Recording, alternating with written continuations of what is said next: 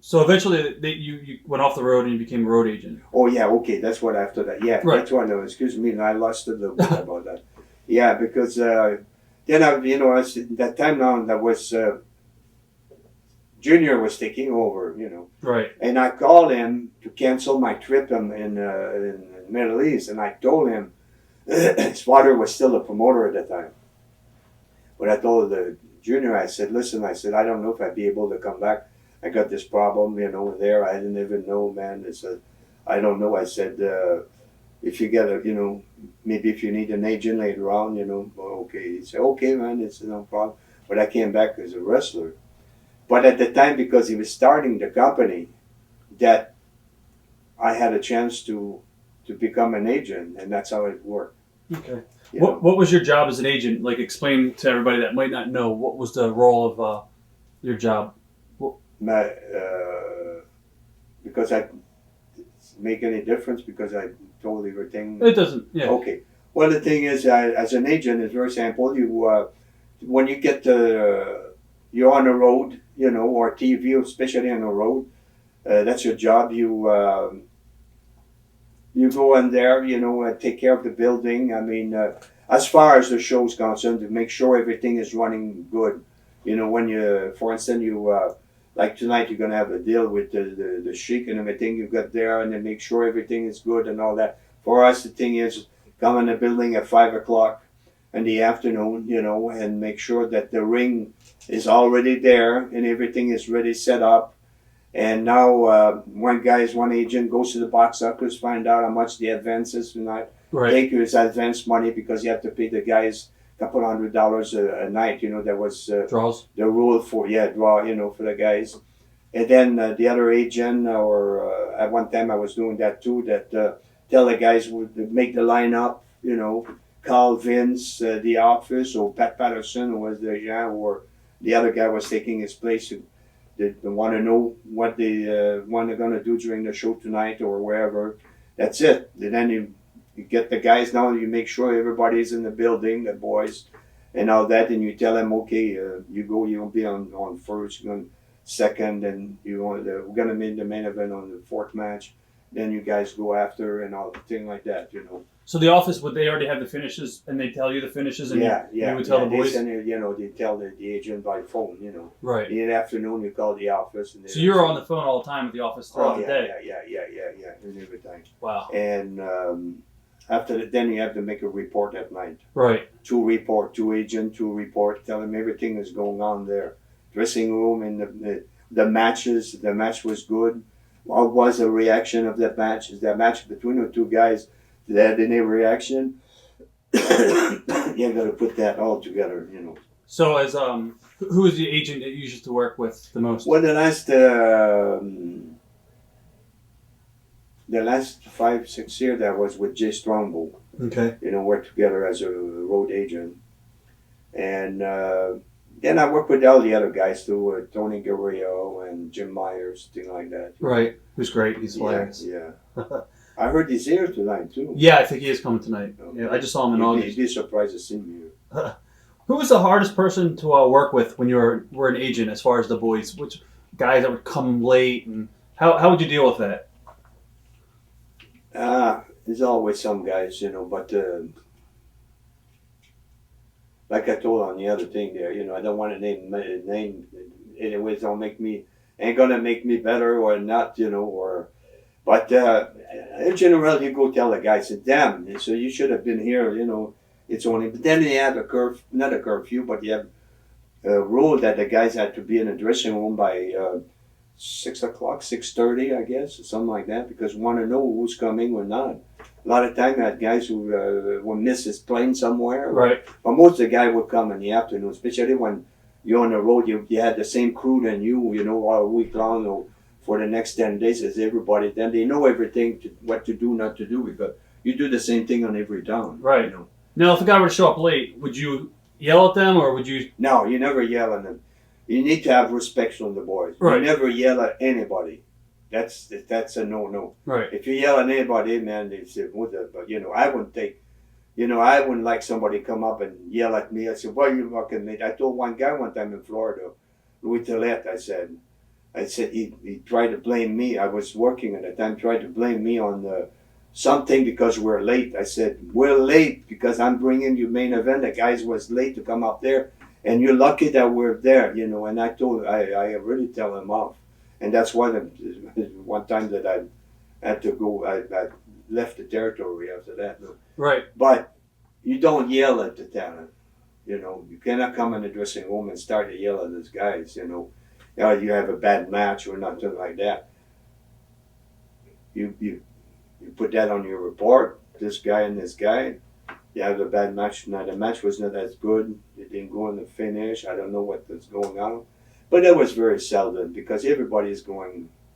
They know they make good money, and they want to keep on making that good money. Right. That's a secret right there. Now, when guys were late, would you give them a chance, or would you go right? If it was a first time offense, would you call the office and say they were late, or would you give the guy The first time off, then it was to report to the office too. right away? Because if you don't tell them the office, somebody else would tell them. They'll stooge you, and Yeah, exactly. Then that job of agent, it's a job that you're in between the office and the boys. did you get a lot of heat from the boys saying, "No, you're not one of us anymore"? Yeah, exactly. Then you have to be fair with everybody. Right. And sometimes, but that's part of the job. What would happen if guys you're on the road with would refuse to do a job? How would you handle it? It never happened when I was there. Never happened. Okay. Yeah, never happened. What if guys were to show up like high or messed up? What? If they were to show up to the building drunk or high, would you? Oh, you don't want that. You Right. send him back home. Right. Did that happen a lot of times? It happened to me a couple of times, and I sent the guys home. Right. So who are some guys that were easy to work with? That way you can name names. Who are guys that you liked working with? Most of most of the guys are pretty. The one that I like in general. Everybody really it is easy to get along with. As long as they treat them fairly. They're not gonna say you're an asshole or something like that. Right. They'll work, and then you rib with them. You learn how to go around the guys. You know what I mean? Right. The It's a work. personalities. They're working. Everybody's working. It's a working business. You know what I mean? Then Right. you might not like one guy is there, but you work with them too. You know what I mean? Let's talk about fights in the locker room. As an agent, if guys just went out there and they worked their match in the ring and something didn't go right, and they would come back through the curtain and they would start to argue, would your role as an agent be to break up a fight or anything like that? Yeah, I'm sure, definitely. If you should see that, but that never happened. The only time I forget to tell this guy there in Montreal about a few years ago. Shit, it's I'm retired for 12 years now. And then in Montreal there was a match there. Kevin Nash against Lefebvre, Pierre Lefebvre, or whatever, And Pierre Lefebvre, he's good. Their mentality is different. Because you're working in Montreal, you want to do the job. Imagine I get Kevin Nash and big guys like this, and they were making a star with him. And then Shawn Michaels was friend with Kevin Nash, and I was in a dressing room, and Kevin Nash was in the under. Kevin Nash didn't do any reaction. But then they told him, they said, Lefebvre don't want to do a job for Ken. And Shawn Michaels, a little cocky, come on the dressing room there, and he started to argue. He said, hey, listen, you guys, you cannot fight in here and everything. And I shut the door. But this is a good thing. I thought Lefebvre was going to kick his ass too. But he didn't do it. And then I opened the door. I had to go back in there. I was with Tony Guerrero, but Tony Guerrero wouldn't do anything. And I went up there. I said, that's enough now, Sean. Go back in the dressing room and all that. They wouldn't imagine. He wouldn't do the damn match in Montreal. He don't want to do the finish. We'll lose by DQ or something like that. Then the next night, we wrestled in Quebec City. Then I put that on report and all that. The next night in Quebec City, no, I make sure that now before the match started, they had a little reaction that when they went separate dressing room and all that. Now they go in the ring. And again, I think Lefebvre was supposed to do a job and everything, and then he did something to Kevin Nash or something like he didn't want to sell him. I thought that that's gonna get right there. But I was not by the ringside at the time watching it. Because I had some of my niece was and I was talking to him, but I was not very far. And I saw that, and I say, I gotta go right now. I go downstairs, and I go. They walk to the dressing room, and when they get in the dressing room, now he's coming in. He had a lot of guys to the fight. He was not afraid of them, even if at the time they called them the boys. They used to call the clique, you know. Right. Nash, Scott Hall, and a couple of Michaels and Triple H, and then they call them the Kid Clique, which is really not. Really, at the time, we said Vince. We told them Vince, there's no clique in here. Anyway, but now the five went right in their son. We went right after him. Wow. You know, but he didn't fight. He didn't fight. You know, I got to go up there and then I say, hey, come on. I talk to him in French and say, hey, come on on your dressing room and forget about the whole damn thing. You know. Right. He came back and. Did you ever, obviously, the stories that we've heard about the clique with Kevin and Scott and Sean and Triple H and Sean Waltman is notorious. Did you ever have to, obviously, report back to the office with problems on the road with these guys where Vince would have to be called and he'd have to fly to a town because things were out of hand? No, never. Okay. I'm kidding. Okay. No, Vince were never. So, never. So when you were watching house show matches, you would pretty much report back to the office as far as like the crowd reactions to the guys and crowd reaction. What would you look for? Well, for me, I was looking if the guys have a pretty good match. I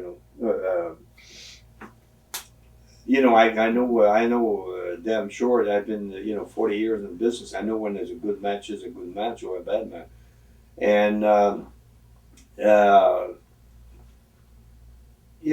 depends what the guys was. If they were working a program or thing like that, it's different, And there are also a little bit of reaction to people, but mainly what they're doing during the match, up and down and not laying on his ass and, stuff like that. That's what I was looking, and then I can give a report. Watch thousands of exclusive shoot interviews right now on TitleMatchNetwork.com.